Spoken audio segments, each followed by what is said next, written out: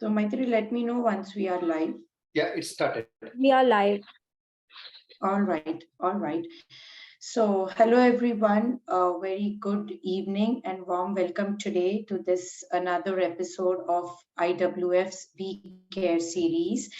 For those of you who don't know IWF, it's Indian Women in Finland, and it's a community platform that we have created to bring together all the Indian women living in Finland.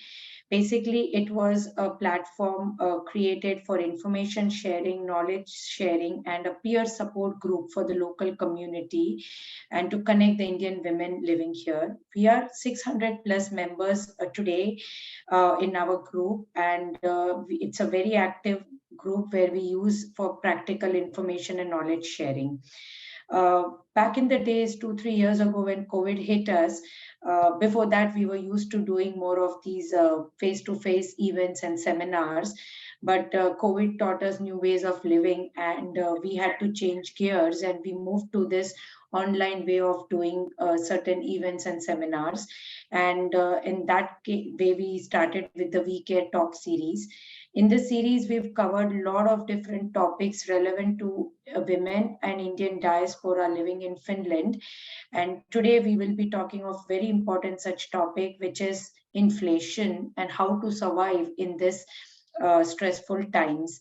I'm Vaishali Doshi. I work as a sales director at HCL Technologies, and I've been living here for 13 years with my family in Espoo.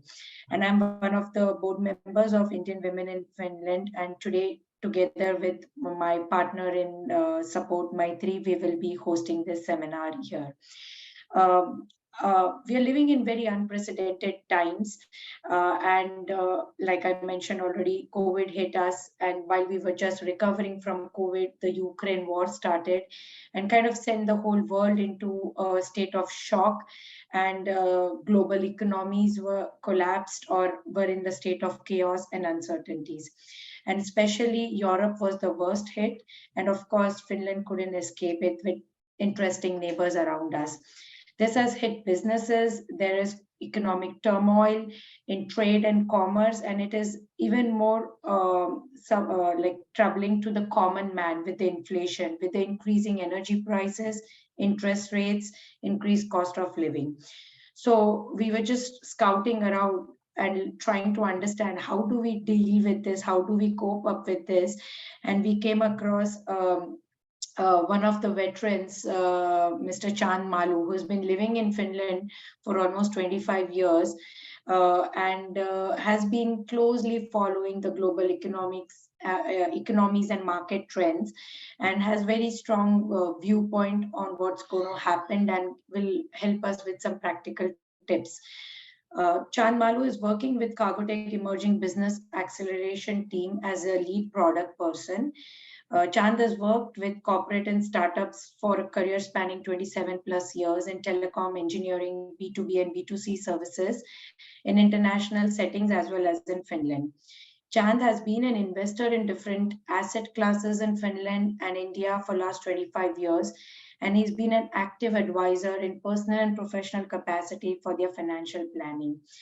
I had the privilege to actually be as a moderator in one of the panel discussion with Mr. Chand Malu for the Pravasi Bharatiya Divas, and I was very intrigued by very interesting facts and ideas he had how to cope around with inflation and how to deal in this challenging times. So we thought, why not have Mr. Chand Malu do this session for us today for IWF and tell us what does he feel and how does the industry and the market trend look like. So as usual, we will keep this session interactive. If you have any questions, please post it on the Facebook chat and we will take it up from there. We will also be recording this, so you can always use it for a later reference from our YouTube channels. And if there are any questions, you can put it in the chat and we take it in between as well. So I think with this, I hand it over to you, Chand. Welcome and thanks for agreeing to do this session for IWF. So thanks, Vaishali. It's my pleasure to be of any help in the community. So I think it's again looking forward to having a good conversation today. Let me start by sharing my screen. Can you see my screen now? Okay. So the title which I put there for this talk today is to how to live in this complex. I mean, we all know that the complexity which is we are going through in this part of the world, and we have three-pronged economic difficulty which we are facing in EU, especially in EU. Other countries have a different challenge, but in EU we have the three-pronged challenge. And I will go through this a little bit more in detail as well. Okay, just a disclaimer. I mean, as any financial advisor would do, I would also like to put the disclaimer on. So all of the information which I'm sharing is for information purpose only, and of course you need to make your own decision based on the situation which you or the individuals are in the current moment. Just a little bit about me. I come from Bihar, a small town in Bihar called Rosera. I have two kids, 18 and 11-year daughter. So my son who's going to look you now. I have a computer science and engineering from Bangalore University, and followed that by I did my master's in engineering. This was back in 1996-97, so quite a while back. I don't want to go through the work history, but you can see I mean, I worked for the corporate, I worked for the startup. I've been even a taxi driver in my when I was studying, so different type of work history as well there. And as Vaisali was talking about, I've been a trader for a couple of years, but investor for most of my years. And of course, advising my friends and also in the professional capacity as well. My hobbies are photography, yoga, running, which I do a little bit currently, travel, reading. And as you can see also on the right side, the countries where I've worked most, I mean, mostly the Finland, but also in the other countries as well, including Singapore, Australia, Germany, and of course, India. And I arrived in Finland on 18th of April, 1998. So still fresh in my mind. So almost 25 years getting completed this year. So the agenda which I'm going to present today is about what and why this three-pronged challenge which we are facing in terms of the inflation, in terms of the energy prices and the interest rate. Also about a little bit about the employment and the aging issue and the consumer confidence, what's happening with that. And what can we do? I think there are some concrete action points you will find during these on each one of those factors. So inflation, energy, and interest rate as well, and how to cope with that. And then I will have a small summary and then question and answer, which I'm open to. So to start with, why this inflation? We all know that inflation is not just the what is happening or why is it happening, but what exactly is happening. So if you look at this graph on the right, you see this has never happened in the history of the Eurozone, where the inflation it is at 10% or close to 10% at the moment. So you see the graph which has been happening. This graph is since 1994, and you always see it has been hovering around 4%, or the ECB's long-term target is 2%. But it has been, I mean, unprecedented time which we are living in at the moment. Also, what you would see is that there is a real inflation versus the perceived inflation. And what I mean by that is real inflation is what you and I face when we go to buy the shop to buy things, because we are buying certain product. When it is inflation, it's calculated over all the different products. So the average out of this, what you get. So the real inflation measurement versus the inflation which will be perceived is much higher. So when you see, for example, when you go to the store nowadays, if you buy some normal groceries, you might think that it's almost 20% higher. Actually, that's the reality, because you have just this one segment of the thing which you're selecting. So if you see also on the graph, you see the food and beverages has been the highest inflation, so close to 16%. Other component which are there, of course, there is a housing and electricity. I think it's also getting stabilized a little bit more. But there is also the health part, which is in Finland case, it's not that much. But you see that all the different parameters which are the inflation has the impact on. But the largest of that is food and beverages, housing, electricity, gas. Those are the ones which are driving household goods. And this is why leading to the higher inflation overall. Now, when I talk about this HICP, this is the EU usage of the word. So it's harmonized index for consumer price is what they refer to it. And they look at measurement from all the different countries. So if you go back to the December data, the highest inflation country is not Finland. It's actually Latvia with 20.7% inflation. So almost 1/4 of the price has been risen in Latvia. Lowest within the Eurozone is Spain, which is 5.5. It has now risen a little higher from there as well. But there are this different level of the inflation. So within the Eurozone, it's not necessarily consistent across the countries. In some countries, it's much higher than the others. Then why is this inflation high at the moment? So we all know about the Ukraine and the war which is going on, that is leading to it. There is a logistical issue we currently is faced by the global economy, which means that for example, the vessels which were carrying the goods were not able to return in time to bring the goods back.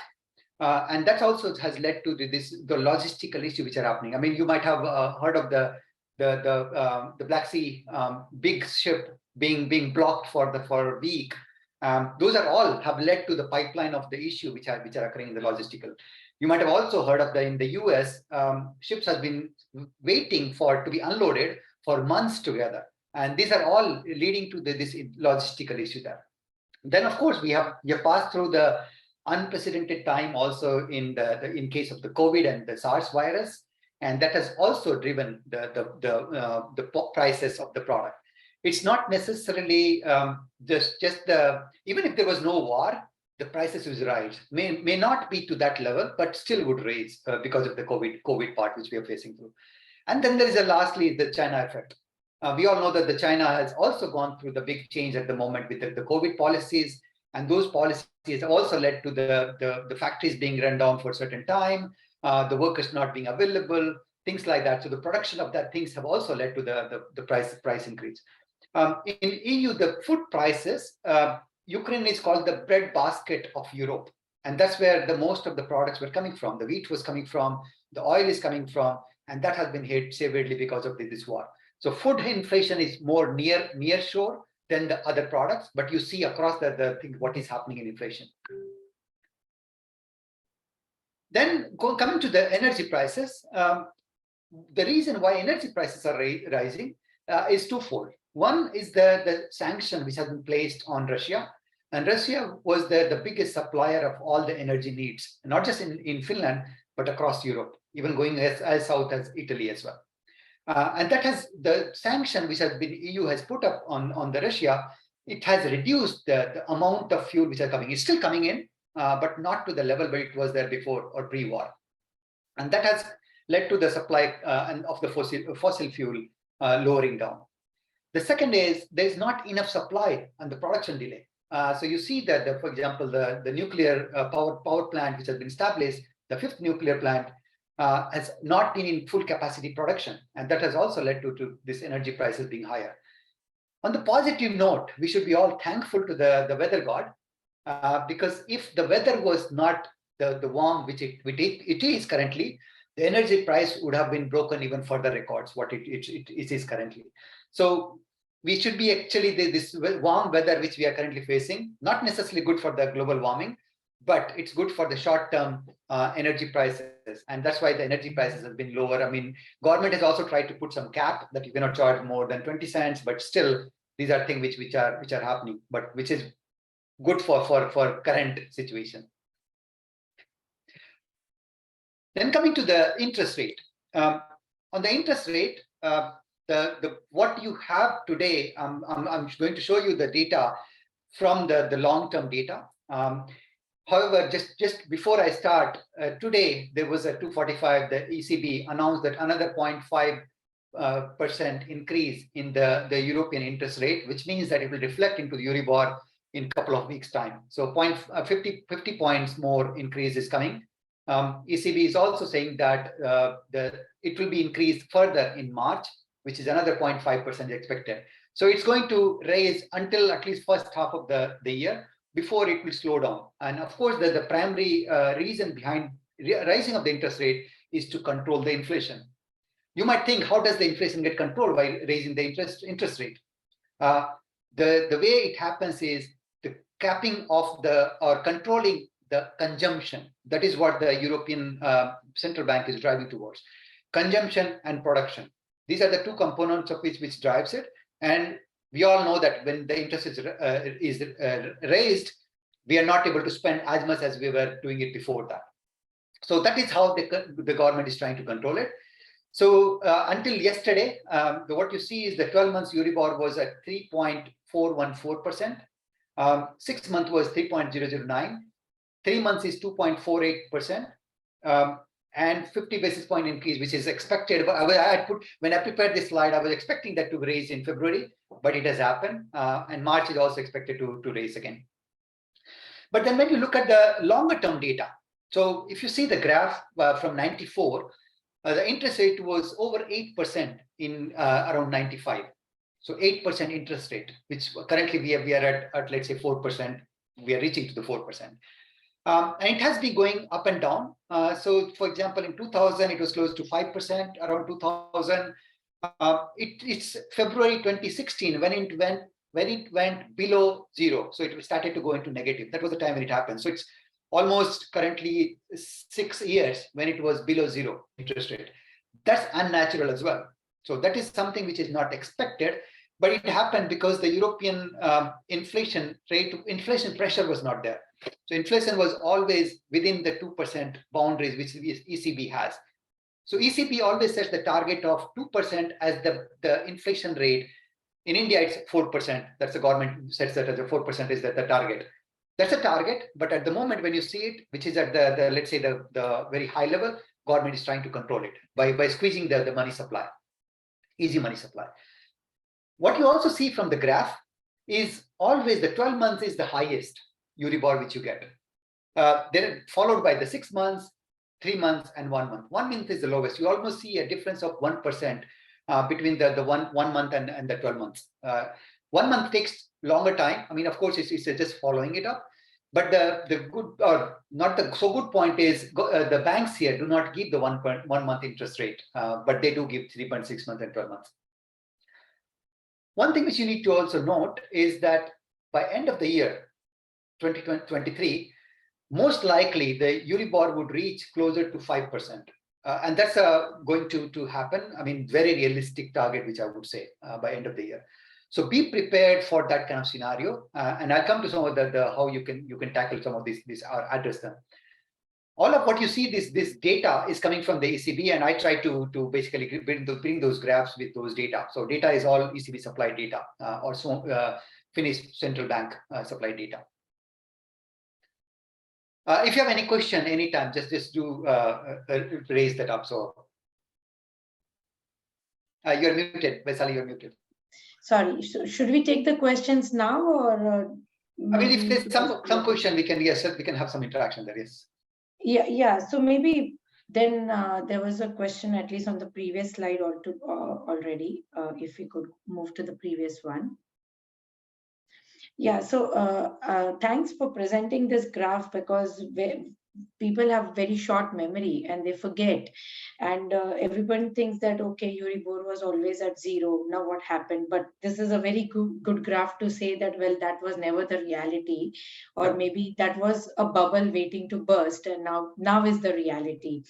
So that is relevant, but still now people have bought houses and big houses and have big commitments or financial liabilities. And of course, this Euribor is making people sleepless and restless. I personally know so many people who were at 0%. Now we are at 3.4.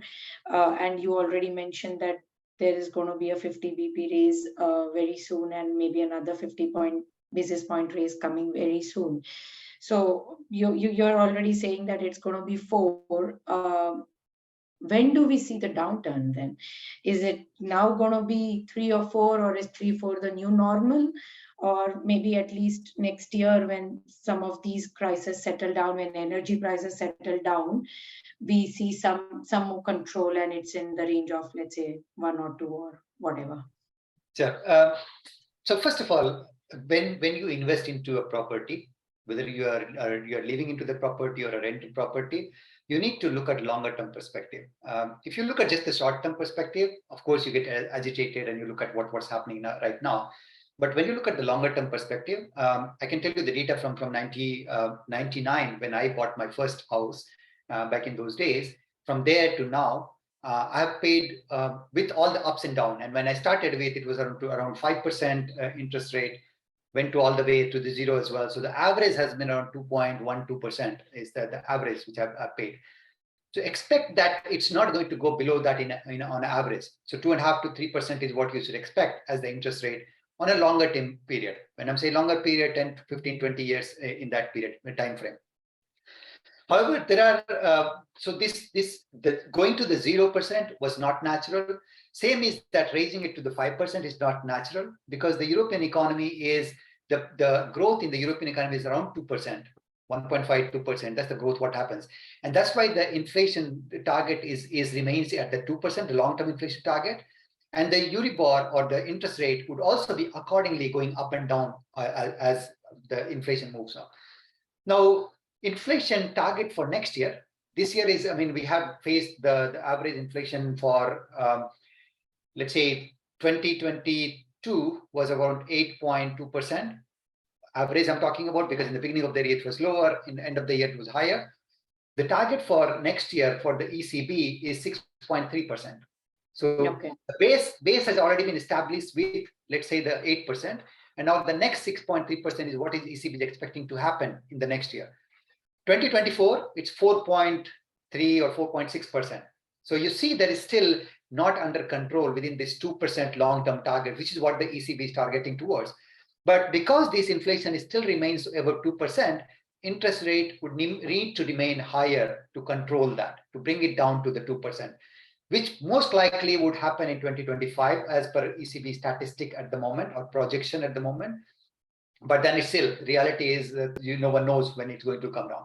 However, the interest rate, I'll come to some solution part as well, but the interest rate until the first half would be still rising. So February, this month, today, there was a raise of 0.5%, another raise which is expected in March, which most likely, 99.9% certain is going to happen.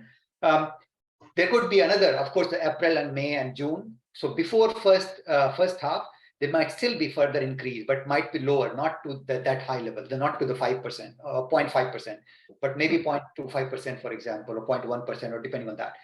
But I think hopefully by second half, the thing starts to turn a little bit lower. So it will not increase to that level, but becomes more stable. So it needs to stabilize before it needs to go down. But that is what would be expected in the upcoming or this year. All right. So, well, there is some light at the end of the tunnel, but it is still 2 years in the forecast. So we're still in the beginning of 23, maybe by 25, when you said that the inflation will come down to almost 4.6, or in the range of 24, yeah. 24, so, yeah. Yeah, and 2 is what the kind of norm is. So to bring it down to 2, it will keep going. All right, yeah. Good intelligence around that. And of course, on the practical tips about interest rate, maybe we'll take it later. Yeah. Okay. Then I wanted to show a few more things around the graph. So first of all, you see the statement there. The Finland ranks amongst the 5 fastest aging population. And I don't know if you know about that. By 2030, the largest population which have been living in Finland goes into the retirement, which was the baby boomer generation. And that's a big impact it will have on the workforce. And that's why you see currently why there are a lot more demand for the workforce, which Finland is trying to get from the outside of the EU zone even.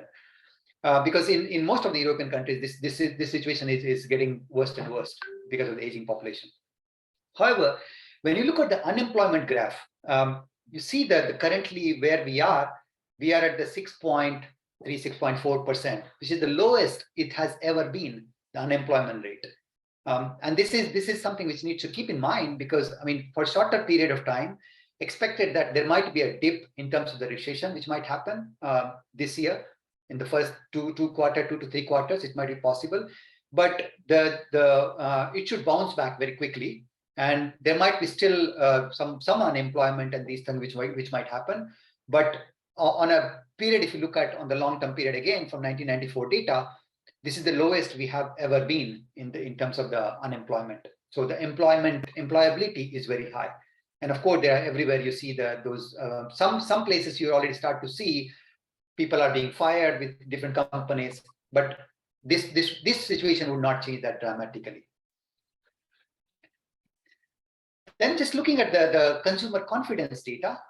So this is again. So maybe, data. Chand, maybe still a little bit dwelling on the previous slide. So you're saying like Finland ranks among the top 5 fastest aging population, and surprisingly by 2030, you're trying to say that the people in the pension sector is higher than the earning sector technically.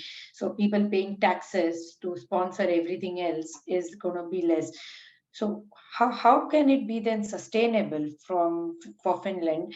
Would that, I mean, I'm a little bit taking a diversion here, but would that mean that the payable pension goes down, or would that mean that the working age is uplifted for the people so that there are still more people working and paying taxes and not the liability on the state that increases? So what do you think is sure. Both of them. So first of all, the retirement age when I came in Finland, it was 62 years. Now it is 67 years. So in 25 years, that thing has changed quite dramatically. So when I cannot retire, I mean, I can retire practically at 62, but my pensionable amount would be much lower than what if I would retire at 67, which is 5 years more. I need to be in workforce. And this is what you see as one reflection, because the government wants the employees to be working longer age than compared to what it was before. That's one factor. The second is, yes, there is also the risk of you are not being able to get the pension, because pension is always paid and paid. If you look at the total amount of money which government spends, pension happens to be one of the largest basket of the money which goes in there, or bucket where the money goes. So it's going to again have an impact. However, what government tries to do is to bring the workforce from outside of the EU zone, for example. So you see a lot of people coming from India, or people have been coming from Philippines or within EU as well. There's a lot of migration, because that's the one which cycle has to continue. Other part which would also happen is the automation. I mean, a lot of the automation would also be taking care of they say low-paying job, but that still means that there is a lower money available at the retirement part. But these are the many factors which will come in. But I think you will see more and more. If I go back to just 5 years ago or maybe 10 years ago, there was a lot of hesitation in the Finnish politician to get people from outside to work in Finland. That hesitation has not, because of all the data which is available now, that hesitation has gone off a little bit into some certain, at least majority of the population of the politicians.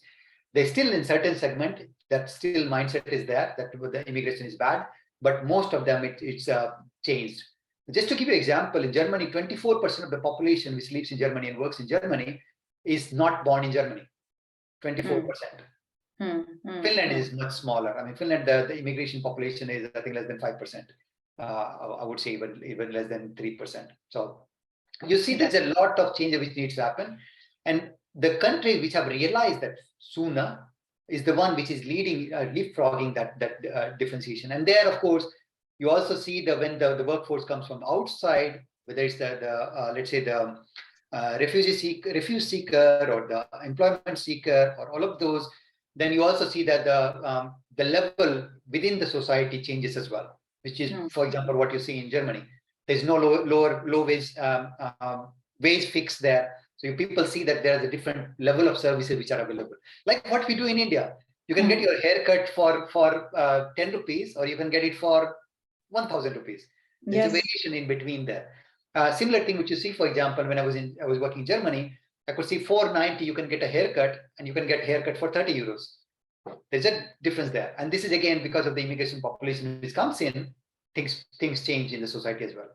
So there's a range of services available, and you can choose based on Yeah, probably what you can afford. Absolutely. Absolutely. Yeah, because I believe Finland was very, very standardized, and the difference between the rich and the poor was not that big. You know, the richest rich and the poorest poor was like the average was not that far away. So No. yes, I think the distance will increase more, but you still need more working people, and even maybe people having more children, so that the economic continues and the cycle continues, because you just need more people to do the work and earn and pay Unfortunately, taxes. yeah, unfortunately, the population growth of the native population in anywhere in Europe is very low. So that's why it's you need to get the immigration is what can drive the economy forward. I think that's why you see people, I Yeah, mean, hired from outside. So yeah. Sure. Please move on. so then moving on to the consumer confidence. Again, when you look at the consumer on the left side, what you see is the consumer confidence compared to beginning of the year, so January 2022 to January 23.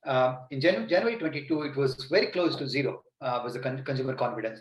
And what it reflects into, the consumer confidence drives the economy as well. So how much purchase people would make, whether it's into the white good, whether in terms of the consumables, all of those parties, what it drives there. When you see on since the war started, the consumer confidence has been going down. Currently, it's close to 13%, minus 13%. So it has been very low. And throughout the year 2022, it has been very low. I mean, this is again unprecedented. You look at the graph which are on the right, and this is again consumer confidence since 1994. You see it's hovering around the 0 to -2, that percentage, and then you see the dips which are happening. Dips are again because of certain event which are occurring. So the most recent one, of course, this is the current one which you see in the 2022 area. In the 2019-2022 beginning of that, when you see a big dip there, and that's because of the COVID. So there are different events which are happening, and that brings the confidence up and down. But again, this will have a reflection, I mean, on all of us, how we perceive it. Then what can we do? I think that's all the data what you see, but what can we do about it? So let's start with the first aspect, energy price. On the energy front, government has done reduced the VAT. That is from the 1st of December 2022 until 30th of April this year. So the government has basically changed from 24% to 10% the VAT on the electricity. In May, it's again going to go back to 24, but until then, you still get a lower subsidy. You don't need to do anything. You already see on your bill, the electric company will probably write that on your bill, that's saying that currently it's a reduced VAT, what is applied onto your bill. That's something which is happening across the board, so everyone gets that benefit. However, there are other benefits which are provided as well, and I'll come to that one by one.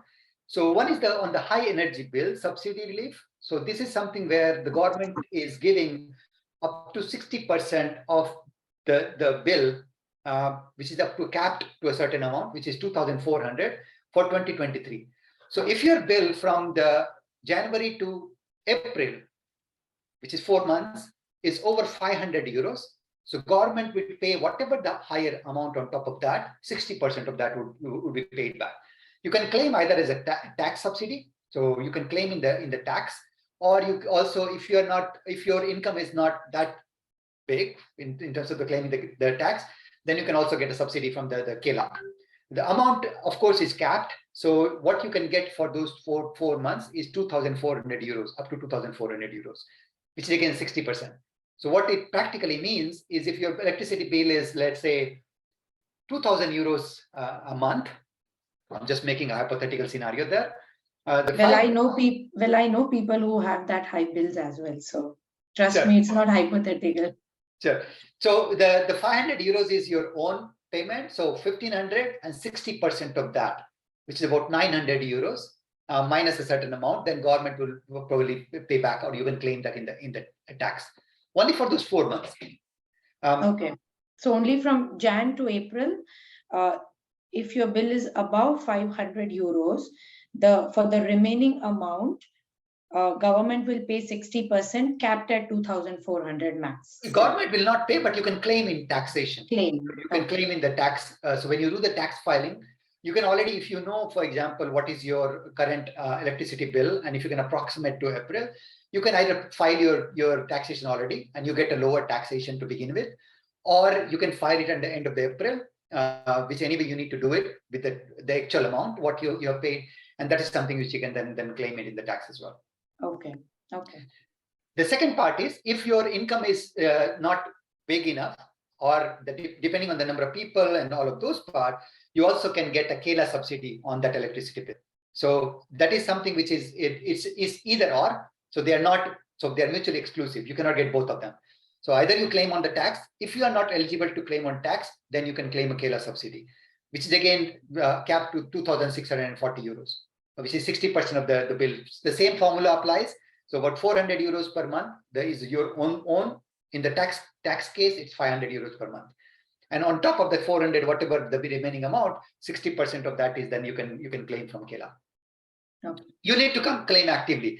So these are both of the things we're not going to happen if you do not be active and go and claim that. So this is something which you have to be carefully by end of April. You need to take care that either you file in taxation or you get a claim from the KELA subsidy. Okay. I'm sorry if I could interrupt. I have a question. So the KELA subsidy, like you mentioned, there are some over here that are completely unemployed and they're on unemployment benefits and everything. So can they also be eligible to claim this kind of subsidy despite living on an unemployment benefit? Does it work that way? Do you have any idea about it? So the unemployment benefit depends on the way they would be calculating. It's the number of dependent household income. So they would look at the overall the how much is the earning for the family, and accordingly they will then calculate it. My suggestion: go ahead and claim it. If it is not you're not eligible, you will not get it. But if you're eligible, don't miss that. Okay. Thank you. So. And maybe Chan, on the very first one, the reduced VAT, so that is automatic, right? That is automatic. So from December until April bills, it will automatically be adjusted to 10%. Okay. That's right. So you don't have to. The first one, it's automatic. The second one with the high energy, this is something which you need to be able to. Yeah. Then there is another subsidy which is coming in for November, December bill, and this is coming directly adjusted in your monthly bill. So, and this is across the board. So if your monthly bill has been over 100 euros in November and December each month, not combined, then you can claim, or you would get a tax benefit depending on the amount. There's a 50 to 80% which you will get back. But this is something which electricity company will automatically adjust in the month of March. So you will see in your electricity bill, there's an adjustment which has been made because of this benefit which government is giving them. Okay, so just to understand in practical terms, if your November bill was, let's say, 500 euros, so for the 400, after the 100 exceeding, there can be a discount given up from 50 up to even 80%, and that will already be readjusted. So it's like a default subsidy to everyone. Exactly. Okay, and on what basis do they decide the 50 or the 80%? I think it's this was what they were defining it. I think they've already defined the exact number. I don't have the number right now. Okay. I think it would be again closer to the 60% is what I would say on average what you would get that. Okay. Maybe Chan, still a very again similar question relevant to this, but I know that to do all of these subsidies, it's going to cost the state a lot of money. It was estimated that it will cost them 1 billion euros or something. So how will they manage it, or where is that money coming from then? Borrowing. Government always borrows. I was just wondering that hopefully it's not happening that you're giving subsidy here and then you're increasing taxation somewhere else. So. The reality is the tax is going to go higher. Not right now, but I think that currently there is the election year. Post-election, they're going to some negotiation. Maybe expect that something is going higher in 2023, 24, 25. So it's going to increase. because all of the cost which we have to subsidize now, I mean, the thing which has happened, for example, to the COVID, war, net of fund which we need to also, that fund has to come from somewhere. All of this would be increased on the citizens. So there's going to be taxation higher, but that will take little time. It's not going to happen immediately. At the moment, these are the challenges which we need to face up to. But the government always borrows the money. The simple question is they borrow, and then of course you see the debt of the countries that increases all the time. During the COVID, it has increased dramatically for every country. So, but that's taxation is something which will happen. Maybe we can have a separate talk on the taxation as Yeah. That's sure. something which is also my interest, and I've been also doing a lot of work in that area. So, All right. Sure. So then coming to the what else can you do beside the thing which is either coming from the subsidy or the what is provided by the government? There are things we all can do, and this slide basically it drills down on that. So there is a Aseta Lemos. There's a site called Aseta Lemos, which is link is there on the right. It basically talks about down a degree. What the down a degree means is if your temperature in the house is maintained at 24 degrees, lower it to 23 degrees. That has an impact. That has an impact on the for example, if you have a floor heating or if you have some heating, you can lower that. Beside that, what, for example, you can schedule if you are on, let's say a spot price electricity bill, schedule the when you want to use your equipment.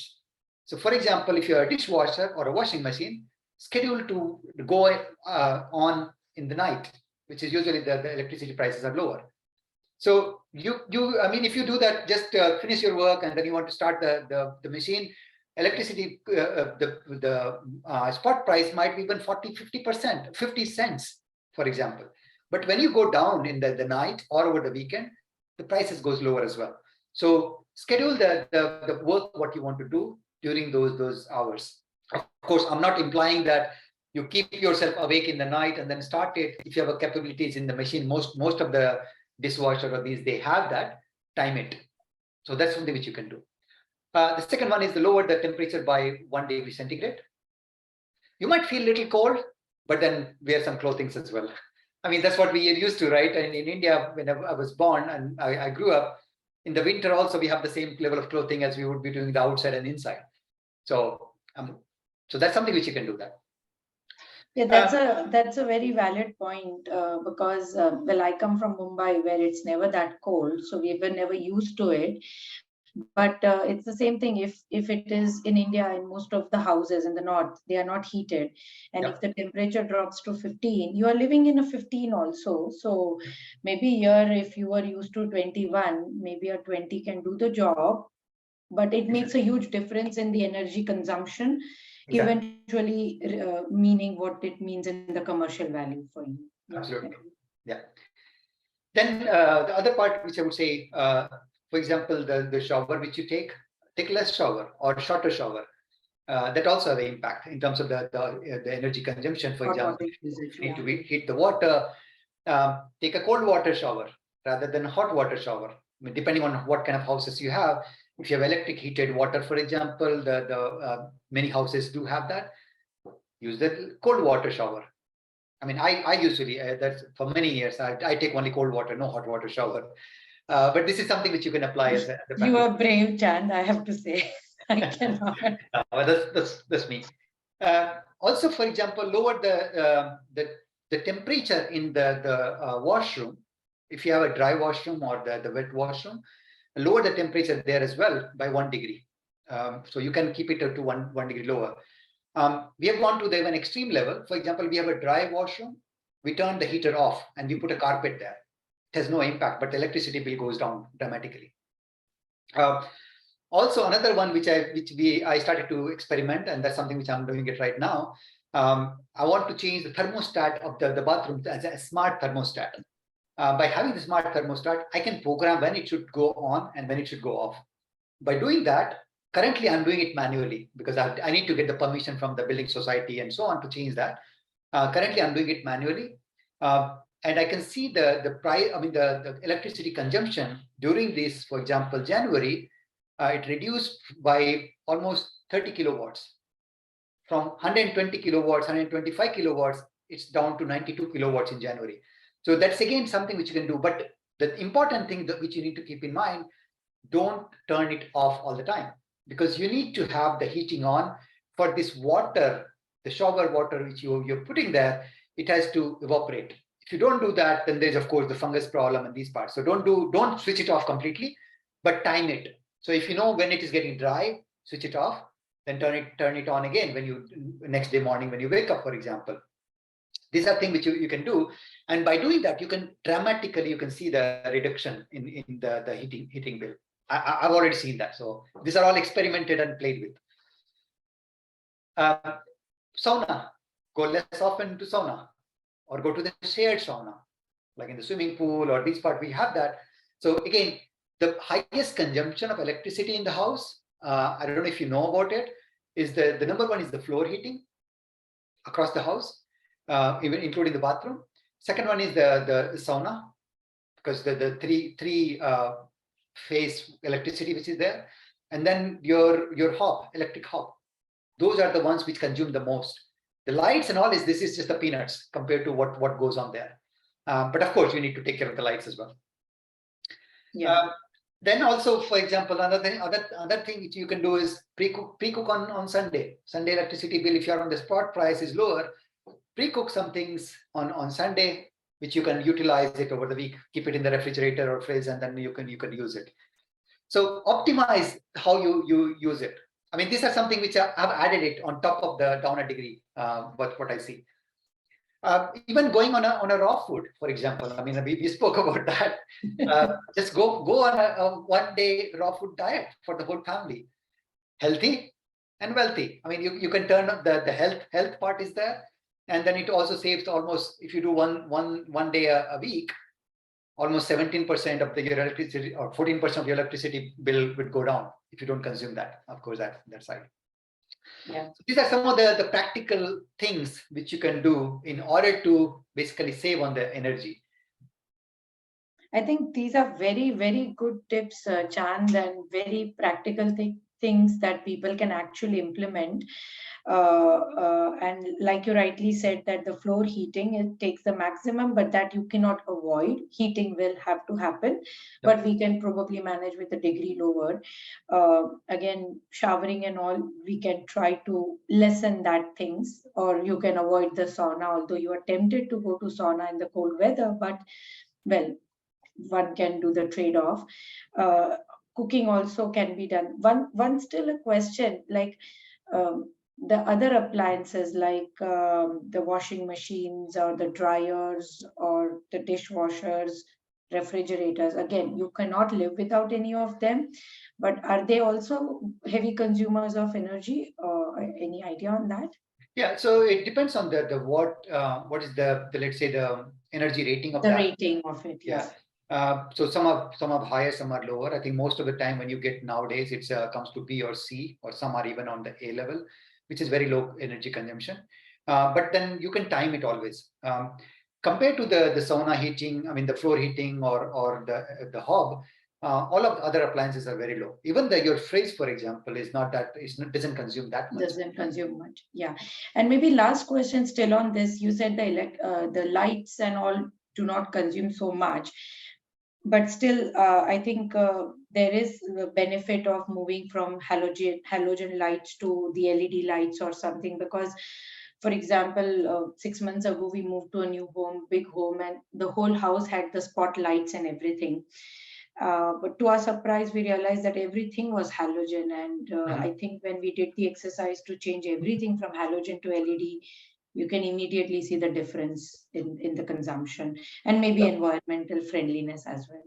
Yeah, absolutely. I think the LED and or fluorescent, which used to be there earlier, I think of course those consume much less. So for example, if you were using a 60-watt halogen bulb, you can live with the 8-10 watts LED bulb with that. So you'd see that the 8-time reduction in the electricity consumption. If you add it up to all over the houses, if you have 10 bulbs, that's already adds up to the, let's say, 70 or 70 kilowatts a day. And that's something which adds up on the monthly basis. Absolutely. Also. Absolutely. So I think it's all about just how you optimize it. But I think I mean, we are all smart enough to look at these things now.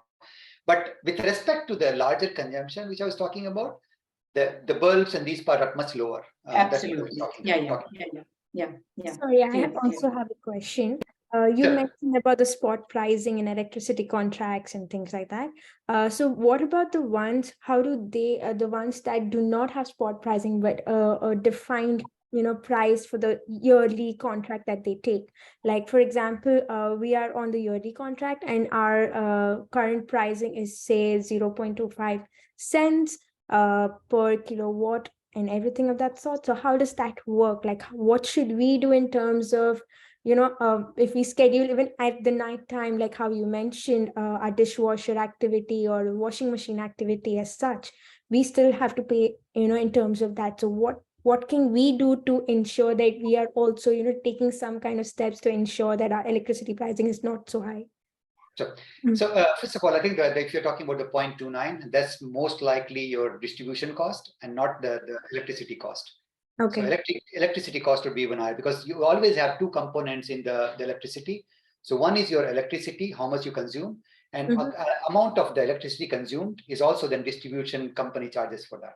For example, in Vanta, there is a Vanta Energia which sends the bill, and then there's a OMI or other provider which will send that. Karuna or something, yeah. Yeah, so network is always belongs to one company, and then you get the bill from two different companies. If you have a part of the two different distribution and those, but sometimes you can combine as well. Yeah. But the point there which I would make is, so maybe you cannot, it doesn't make sense to have to schedule it. For example, I have a fixed electricity contract until July next year. Okay. I don't schedule that, so because the price is the same, but I do try to consume less, which means that I can still use the floor heating, for example. I can still do the less sauna or these parts. So you can still apply these logic to be when the pre-cook, for example, wherever you can reduce the consumption, of course you're reducing your electricity bill by that percentage. So I think that's how I would say, even if you have a fixed contract, try to reduce it, because the energy at the moment, I mean, as you know, probably we have faced out of it. There was a fear of that we might have a dark period, maybe days of that. I think we are out of that because of the weather. The weather has played a positive in that, because if that was not there, if it was minus 10 degrees during this, let's say December and January, most likely we would have had the electricity outage. Yes. But because of the weather, it has saved us all in that. So although we are not liking the darkness and lack of snow, but in the hindsight, it is still good for some other areas. Yes. So, but still, you can, for example, do that less energy consumption. Use the pre-cook on Sunday, for example. Go on a diet. Go on the raw diet. I mean, that's simple. It sounds very simple, but it is logical. It keeps you healthy, and I mean that reflects into your additional health benefits too, based on that. Exactly. So maybe, Chand, I think there was this one important topic that got picked with this about the electricity contract. So of course you mentioned on how we can potentially save energy bills, but on the contract side, maybe if you could quickly give some tips, like should we go for fixed term contracts or these spot prices? And in practical sense, some of us had very good contracts. I personally have a 5-cent contract and I'm enjoying the luxury, but very soon it's going to expire in July. But now energy companies are all trying to attract new customers, and everybody's in a race in the customer acquisition. They, like, let's say if somebody has it at 30 cents, they are offering 20, but again offering a fixed price for 3 years. So should you go for that kind of things, or what's your kind of feeling around that? So first of all, after I've gone through the contract, the way I would do it, for a couple of months, I will keep it on spot and see what is my average electricity price which are coming to. So measure that electricity consumption, measure how much you're paying for that, and then based on that, make a decision going forward if you want to go for a fixed contract. Because if you go for, most likely, if you're making a contract for 3 years, and I'll come to the interest rate as well with the similar dimension, I mean, currently the electricity company are greedy. I mean, we all know that all the companies are greedy, and they want to lock you in with this fear. We all have the fear, electricity price, what happens next summer? What happens next, I mean, winter? That fear is what they're utilizing it. Don't fall into the trap. Measure, find what is your average consumption, what is your average electricity bill, and accordingly make a decision, which you are with the wiser words than just doing it right now. So don't fall into the trap of this fear, which we all have.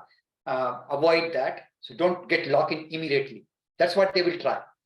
All the electricity company will try to get, hey, the energy price will go next 30 cents and 40 cents and so on. I know people who have gone into the 50 cents electricity contract for 2 years. Oh my God. I mean, and that's the problem with that contract is once they lock you in, you cannot break it as a customer. There are certain conditions on which you can break it. You can declare, okay, I'm diversing, you can break it. Or I mean, I'm not saying the official diversing there, but on which you can break it. Or you want to change a house and then you say, okay, I want to change that. So there are certain way around it, but most likely they would try to trap you in. Yeah. We've got also one more question on this particular topic. So this is by someone on Facebook. I've heard that if you turn off the floor heating in the bathroom, and in a case there would be moisture damage in the future, the insurance company won't cover the expense since we turned off the heating, even for once. Is this right? Yeah. So yes and no. Yes, first of all, that's why I said that you have to be very careful when you turn it off. You have to make sure that the time which it takes to evaporate all the water, that's what you keep it on.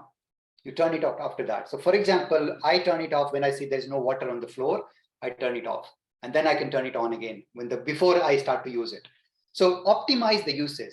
But that's basically what you're doing. It is if there's a fungus, or this is why I was saying that you have to be careful when you do that. It's not just you take this advice and go and switch it off right now. No, I'm not saying that. I'm just saying that make sure that the unutilized period which you have, optimize that. Don't keep the unutilized. So when you don't need the heating throughout the day, when there's no shower usage, make it for those 4, 5, 6 hours, whatever period you need for the whole family. When the water dries out, switch it off. Yeah. Somebody just even commented on Facebook saying, go to office and take showers. Or go to the swimming pool or whatever. Yeah. Yes. Yeah. But it's just these are some of the practical examples which I'm giving. Yeah. Fair Of course, you need to take your own situation into account. These are just a generic which I think. Absolutely. All right, being conscious, let's move on to the next ones. Yeah. Sure.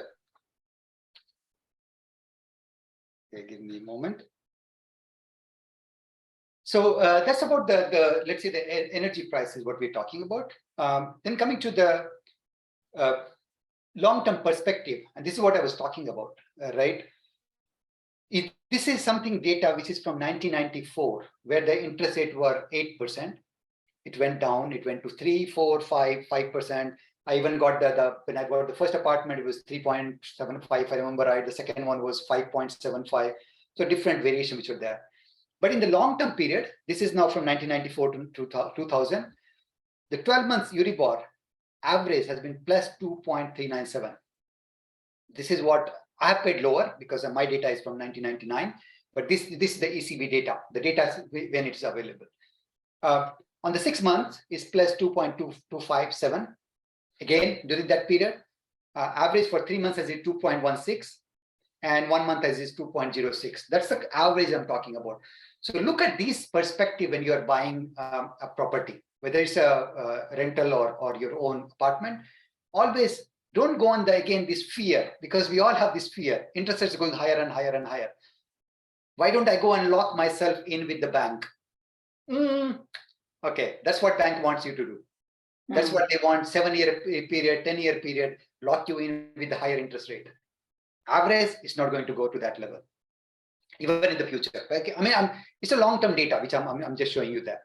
I think this is something where you need to be really cautious of. There are 2 things which happens currently, which the banks offer. One, they would tell you, okay, either take a prime Corco, which is their bank's own interest rate, which is even higher than the Euribor, or they ask you to, okay, I will cap you the interest rate to 4%. But what you need to pay for that, look at this, you are already paying 1.5% higher than what you would pay otherwise from the past history data.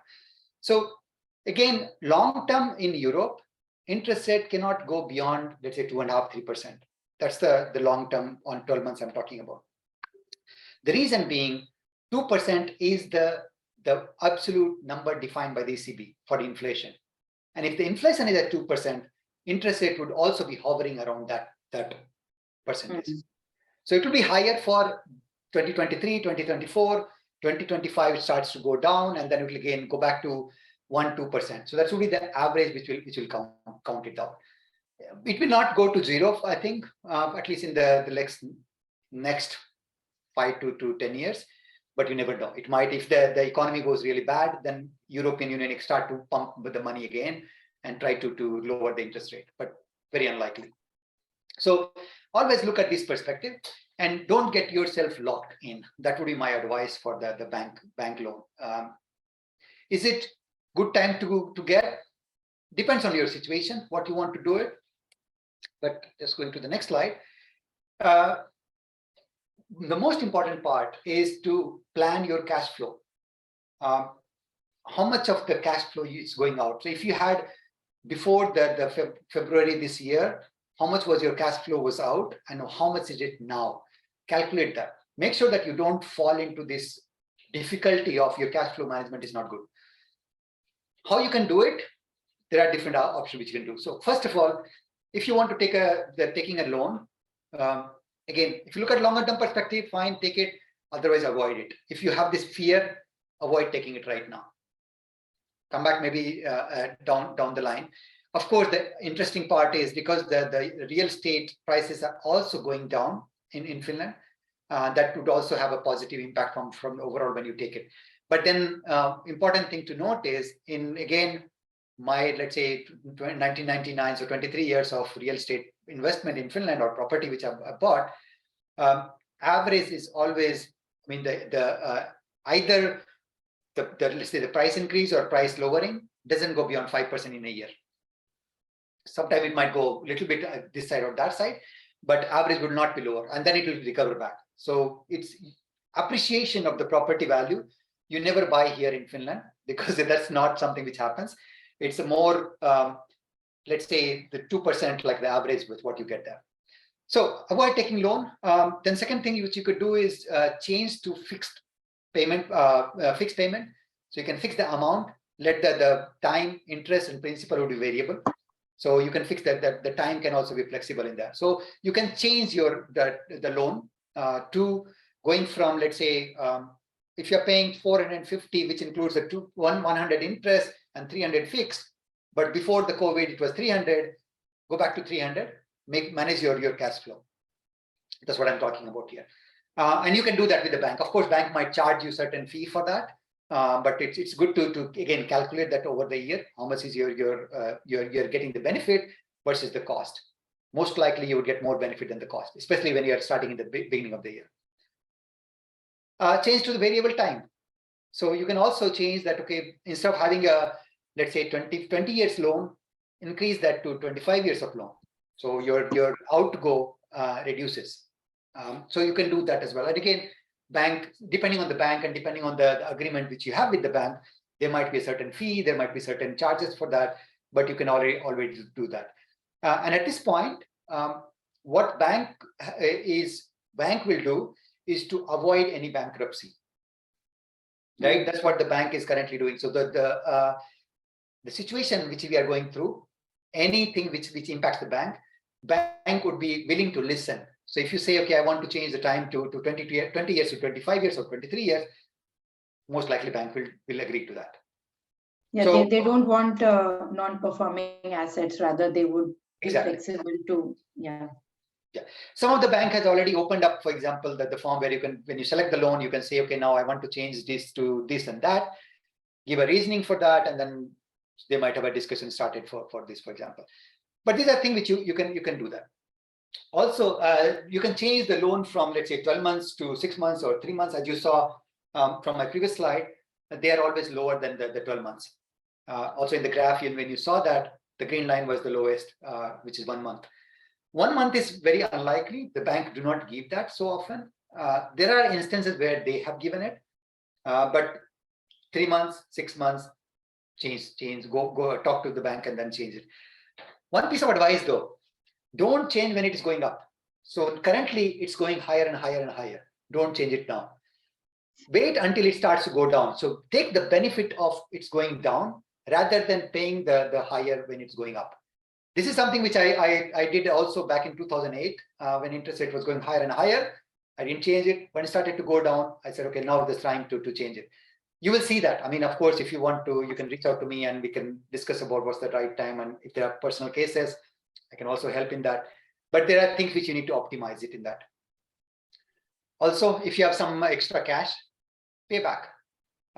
So especially for your own home loan, that's the best you pay back now because you do not get any interest subsidy anymore from 2023 onwards. Until last year, it was 0.5% or 5% subsidy which you could get. So whatever loan you were paying, you can claim from your tax deduction. From 2023, that's zero. So you cannot claim anything. So if you have an investment property plus your home, pay back your home first rather than paying the investment property, because investment property you can anyway claim that in the tax.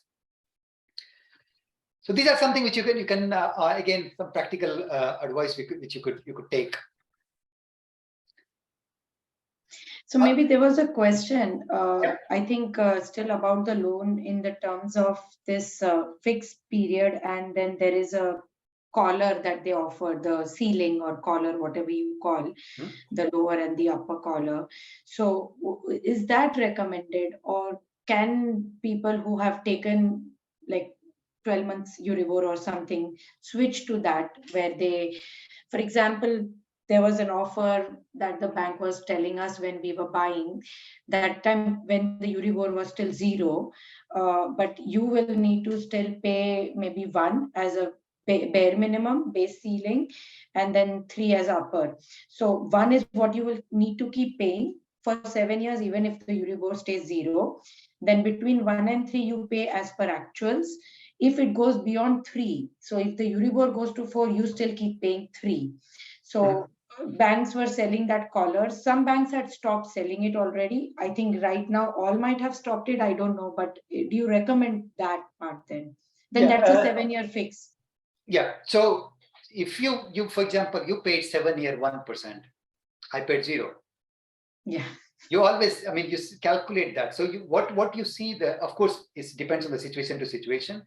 But most likely, all of these situations are the bank is the beneficiary out of that, not you, not we as a consumer. Take that into account when you're calculating it. If I just go back to the graph, for example, just look at the time period when it's going up and down and comes back to let's say a normal level. Normal level is still, of course, fluctuates there. It's usually 1 to 2 years. That's what you see. This period, the upper period is not more than 2 years, never. So take that into account when you're calculating what's the benefit for that, for what you get.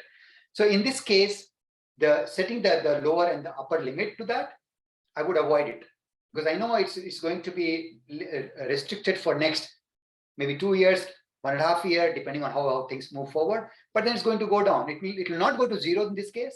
So probably they're not going to offer you 1% anymore. They might offer you even higher. Like I know they're offering it like 4% at the moment. But then again, 4% is very high cap. You might, for that 4%, which you might be paying it, you might be paying for maybe 2 months, 6 months at max. That's what you'll be paying it. Then it goes down. Don't get yourself locked in for that 4 months for 7 years or 10 years. Some of my friends have gone into that and they suffered because of that. Yeah, somebody just commented the same, that banks are smarter than us, and they are here to make money, so they will find ways to take you in. Yeah. All right. Other thing which I would actually say, and this is something which I've been advising all my let's say friends and those as well. bank gives you also, in addition to the loan which you take, they offer you a insurance. And that insurance, the payment of that insurance is very high in Finland, I'm talking about. However, it's only covers the loan amount. Of course, as the loan goes down, that payment will go down as well. But it's you cannot get anything in return except that something happens, something dramatic, a situation which happens in the family, like for example, someone getting long-term, long-term, I mean, unemployed or death, depending on the condition which they do. My advice on that is don't take those insurance here. Rather, just go and take one in the India with the unit-linked policy or something like that with 1 crore policy, which you can still pay back. I mean, of course, that's your inherited income. Probably you went through that in the last session as well. But again, think about it, what you're taking it. Just don't go on because what the bank is capitalizing in is this fear. I've passed through my own journey through this, and that's why I'm giving this advice that, okay, think about carefully before you take those insurance. Very, very good tip, I think, Chand. Every time we contemplate, right? I always say that insurance and all this kind of security things are sold on fear, right? Fear is the thing that makes you buy all of those products. Sure. Yeah. But you need to be intelligent to be able to do that. For example, in Finland, we have those policies which are there because we have paid those pension income and we get that. So there's also dependency on that. But we don't know it. And that's why we get into the fear. What happens if I die, if something happens to me? What happens to my family? Things like that. So you need to be careful on what you take. My advice, take a policy in India. We at least for Indian family, Indian women in Finland, they have a choice there. So yeah, make the wiser decision. Sure. Then I have the last slide before we go into the question. So of course, because of the inflation, which we talked about quite a bit now, avoid expensive purchases. You see the first thing which hits into this kind of a consumer confidence, low consumer confidence, higher inflation, higher interest is the white goods. You go to Giganti, you go to the Verkkokauppa, they are the biggest hit at the moment as a business I'm talking about. The reason being, avoid that. Avoid expensive purchases there. My wife would say so I'm doing it differently, but that's a different case. But that's my advice would be. Postpone travel if possible. If you have to travel, and because of that, your, let's say, cash flow is not managed well, you want to don't take extra loan or extra burden to it. Avoid it if you can. The time is coming, maybe 1 year down the line, 2 years down the line, again, you can start to consume more or buy more things. But this is something which you can avoid for now. Reduce the number of visits to the restaurant or choose the options wisely. So if you're going every month or multiple times in a month, reduce it. I mean, that's currently what we can do is just to conserve the cash. I think that's the cash is something which you need to take care of. Manage with what you need than what you want. Even in the groceries, often we go there, it's the psychology, human psychology which is running there. We see the things there and we just put it in the basket and we move on. Manage it wisely. Think about what you need and not what you want. So these are some of the things which you could do. Of course, we also, there is a data set which are available. For example, not everything is cheaper in one store or the other. So you need to know what you need to buy from where. In my case, my wife knows better than I do in the grocery part. So she manages where to buy, whether I should buy oil from Lidl or I buy from the S Market or I buy the tomatoes from there. So she's like all worked out in that. So she knows where to do what. But take care of that you buy the things from where you find it cheaper or better products or whatever it's your choices. But these are some of the things which I was basically thinking about when I wanted to do that. So then, as I was talking about, inflation expected for ECB for 2023 is 6.3%. So expect the higher interest rate going to last at least for this year and next year. So 3.4 is for, so 3.4 for the 2024, not 4.3. So that's something which you need to take care of. Long-term interest is still is 2%. And today when the ECB raised the interest rate by 0.5, It will have impact on the Euribor. So it's not a direct really correlation, but it will have slowly, Euribor will move into that as well. But it's at the same time, they've also given a statement, it's going to also increase in the next March meeting as well. So this is something which they're clear about. There's a looming recession, unemployment, which might happen. You see some signs, early signs of that, but I don't think that's going to be last very long. It's going to be a very short-lived dip, which might happen, because otherwise all the other parameter which you see, all the companies, for example, the order books which you see is very high, 1 to 2 years order book, because of also of course the backlog and these part what is happening. But that's something which you need to take care of, and I hope you all belong to some kind of unemployment fund. If not, please do join that. That is very important, especially if you get unemployed, then you can get the benefit of 300 days if you are part of some fund there. Last but not the least, preserve cash or reinvest into sustainable regular income generating instruments, and that's a separate, completely own topic. But this is something which you need to make sure that you cover and preserve the cash and make your cash flow optimized. So thanks, Chand. I think a lot of interesting insights and a lot of very valuable tips that you've given. But I'm still trying to take some questions from our audience. There's quite many people watching it live. So there's a question about the term insurance that you mentioned. Can Finnish citizens, so Indian origin but still Finnish citizens, get this term insurance from India, and can it be then claimed in some way? Yeah, so as a PIO, if you have a person of Indian origin or OCI card, the overseas citizen of India, then you are allowed to have that. And I do have as well. So I'm a Finnish citizen and I have an OCI card and I have a term insurance. So it is allowed to have that. Maybe there are certain products which you may not be eligible for it, but there are majority of the product which we are eligible for it. Okay, all right. Okay, so there's someone asking, just to confirm, term insurance in India or Finnish, which is better? India is what you mentioned, right? You should, that's what. Yes. So Lakshmi Narayan, the idea is that to get this term insurance from India, and you can get it if you are also a Finnish citizen having an OCI card. So That's right. Overseas citizen of India card, then you can get it. You did leave 2 open points here, or not open points, but ideas for our next topic. One was, of course, the investment into recurring instruments, and that would be definitely of a lot of interest for a lot of people, because the Indian mindset was always that we were not like a spending economy, right? There's a lot of saving mindset and reinvesting mindset, unlike the plastic economy here, where they earn and they spend pretty much everything. But maybe that is another 1-2 hour session of its own, but would be very interesting to understand, especially in Finland, where can you invest? And if you have additional money, how could you then even invest in India? But how does it work with all the bilateral taxations and stuff?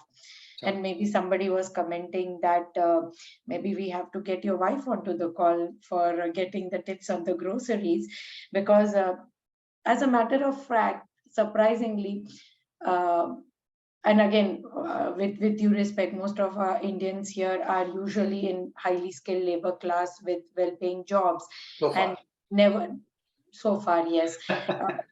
Well, yeah, actually so far, but never have we paid so much of attention to the grocery bills as such. You just go and buy. But as a small research I did for myself, that let me just see if I buy from the S markets or the K markets or the Lidls, and whole month from there, where do you land? And then also as a comparison from what you did till now where you are, and as you had in one of your slides, that it's 20% higher roughly, the grocery, and then it really hits somewhere that okay, when the threshold is almost 20, then it starts showing in your in your bills. So would be very good ideas to get some tips on that as well. I mean, again, it is always a personal choices what we would like and where would like, but some tips on what to buy, where to buy would have been very relevant. So on average, for example, when I'm talking about then when you buy all the products from one store versus the other store, on the average, the statistical data which is there, which there is a Helsinki Sanomat, for example, does an annual survey. Sometime it has been the Lidl, which have been the cheapest on your grocery, maybe 5-10% cheaper.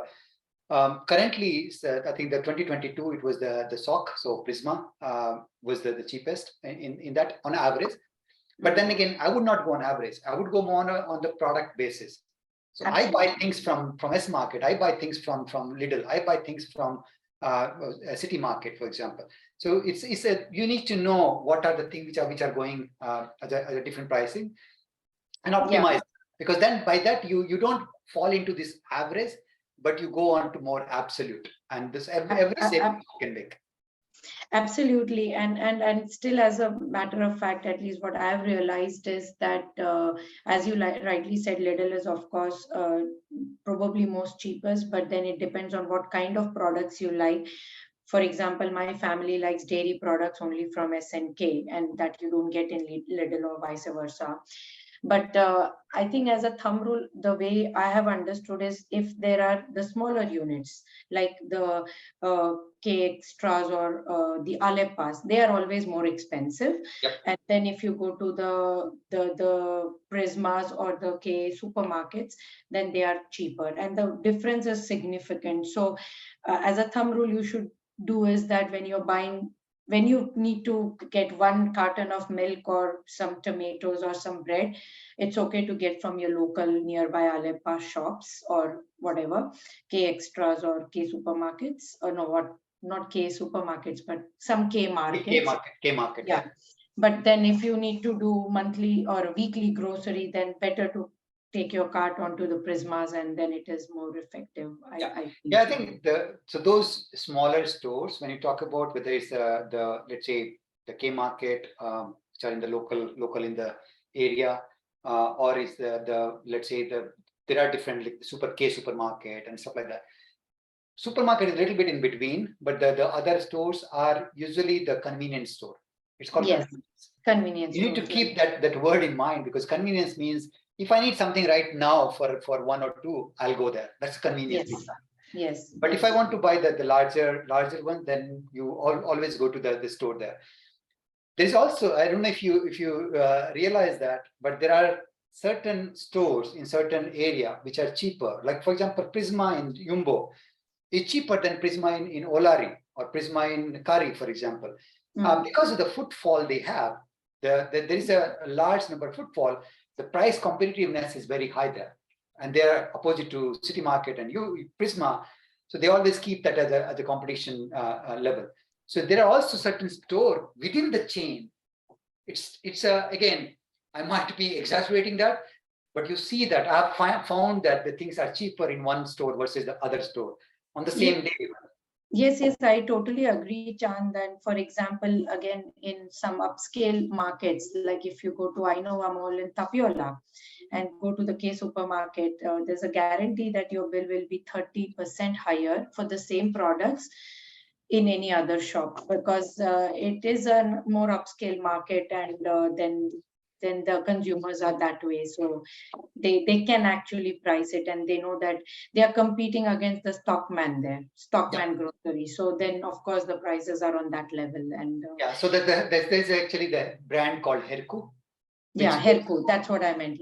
So that used to be the stockman grocery store, which is always the highest price the grocery store in Finland. I mean, I never went. I mean, sometimes I went there. And I never got why people buy from there. There are certain segment. I mean, you always have yes. So, but this Herku was the brand which was taken over. I mean, we took over the Stockman grocery, and then it's actually part of the SOC brand. So the same chain, which is Prisma and this part. So it's a higher brand than the other Prisma, for example, which is general store. So I think there are a lot of nuances, and of course after living many years we find out the ways, but very often when people are newcomers, they really don't know all of these and wonder how and where to go and what to buy. Maybe that also same applies to Indian grocery shops as well. There are some local markets, what you can call as convenience stores, but then there are also more wholesale markets. So if you have to buy your Indian groceries in bulk, you can always go to the larger wholesale markets and you will see a significant difference in the price. So I think that could be also something. But I think we are on the top of the hour, and we have probably covered pretty much all the questions that we had. Sorry, just one last thing. Yeah. Ms. Eva Priya is asking if there's a way to personally contact you and have a detailed discussion on the current inflation, and if it was a possibility to contact you in any way. Yeah, there are. I mean, I've dropped these links there. For example, my LinkedIn, Facebook, also, of course, my Twitter, Instagram, all of these social media. I can also provide my email address and phone number, so I can just write that as well. Just give me a moment. That would be excellent, Chand. I think this has been very, very insightful session. The information you provided and the outlook, probably you are one of the, like I began saying, that you're the veteran here. So you have given this whole 25 years or 23 years of the summary in Finland, which most of us are not having, and that gives a little bit of confidence on how things are developing. It also puts a question in the mind, and I would leave it at that like you said, that the taxation might increase and the working population or the tax paying population is decreasing in Finland, which means that tax consuming population or the pension consuming population is going to increase. So there is one way Finland needs more people, but then all of these factors make you think, should you pack your bags and go back to India as well? Because at least India's and India is marketing that this is the best time to be in India for a decade at least. There's only going to be growth. India is already the third largest economy and positioned to be already second very soon. So let's see what the future holds for us. And I would leave it at that. I don't want to speculate. Maybe you might comment. So no, I think certainly I think the growth engine of the world today is India. I mean, there's no question about it. Exactly. I think with what has we have passed through in the last couple of years, let's say 5 years, I think there's a clearly differentiation. The EU is going to stagnate little longer. Yeah. I think that's what is expected. But then still there's opportunity always. There's within EU, within Finland, there is always opportunity which we all can utilize. But then we all have to make our own decisions, right? I mean, that's absolutely. It's not the one silver bullet which basically fits everyone. So it is more of the individual choices which we have. There are certain products, for example, which used to be there, which I mean, I'm one of the rarest person, and after me there was two more friends of mine who took those products. There used to be called voluntary pension schemes. So you can buy those insurances here in Finland, and you get that at a retirement. But those have been all, because there was a lot of tax benefit on that, those have been almost stopped now. So you need to manage your own. I mean, that's something which we can have as a separate Yes. So I think, Chand, we have found 2-3 areas where we might have to rope you again to get some insights. Maybe there was one last question. I'll take it. It was still on the housing loan period. So, for example, somebody is asking if they move it from 20 years to 30 years, does it help to some extent tackling the interest rate spike? Any statistics based on the interest cycle that you can provide, like increasing the term period? Yeah. So the first thing, when you increase it, so from let's say 20 years to 30 years, what you're managing is your cash flow. Interest rate would remain the same. You still pay for the longer period of time. What you do later, when the interest rate goes lower, move the time back. So don't keep it at that. So just manage your cash flow in a way where you're able to pay back now and shift the time. So you're basically, instead of paying the higher, you lower it and then expand the time. Come back to the original time again once the interest rates start to go lower. So I'm not saying that put it that for the full duration of the loan, but do it for the period which is necessary. And Okay. in that basically you are getting the benefit of both. So you're getting the benefit that you're optimizing your cash flow by doing that. And then you're also not paying interest for the 10 additional years. You still pay for the 20, maybe 22, 23 years rather than 25 years or 30 years. All right. I hope, Sanjay, if this has helped you answer the question, and Chand has been kind enough to give his contact details. I would say please don't spam him, but in a nicer way, you could ask him, and he's more than happy to help. So that's very generous of you, Chand, Sure. to be wanting to help. So thank you so much. Maybe Maitri, you want to close the session? Yes, first of all, thank you so much, Mr. Chand Malu, for this very insightful conversation we had, the discussion and your inputs on how do we tackle the current inflation in the market. I'm definitely sure most of us are going to now start thinking of how to use our appliances at home, how to start switching off the heating system in the bathrooms. And apart from that, how do we tackle with the current scenario around the world, especially in Europe and Finland, how we tackle our smart shopping systems and how we start generalizing ourselves and on our expenditure. But apart from that, thank you so much for making us understand of how the current inflation is also working, how the war, the COVID, the Black Sea delay of the equipment, the ship, and everything has how do I say, increased inflation over here. So thank you so much. I'm pretty sure a lot of us, we did not realize what factors were making inflation go up as such. But thank you again. And thank you, Ms. Vaishali, also as well for, getting in touch with you and also connecting the rest of us with you and getting us such a impactful discussion for today. Thank you so much. And maybe last note, my takeaway is, Chand, which you had in one of your slides: eat raw fruits and vegetables, go the healthy way. You save energy and you improve your health. So that's my takeaway. And I'm telling my family no dinner tonight. So let's see. Yeah, I mean, dinner is waiting for me, but I think we do that once in a week. For example, we do have that set up for many years now. We do that. I mean, the thing which I was saying in this back in those Pravasi Bharatiya Divas, for example, the health and wealth are linked. Absolutely. To keep that good health, you get the good wealth. Of course, the other way around as well, but it's quite closely linked together. So take care of that, and I think that's what I can say. So thank you for the opportunity. Thank you. Thank you so much, Chand. Thank you. Thanks. Bye. Thanks, Maitri. Thanks, everyone. Thank you. Bye. Thank you. Bye-bye. Bye-bye.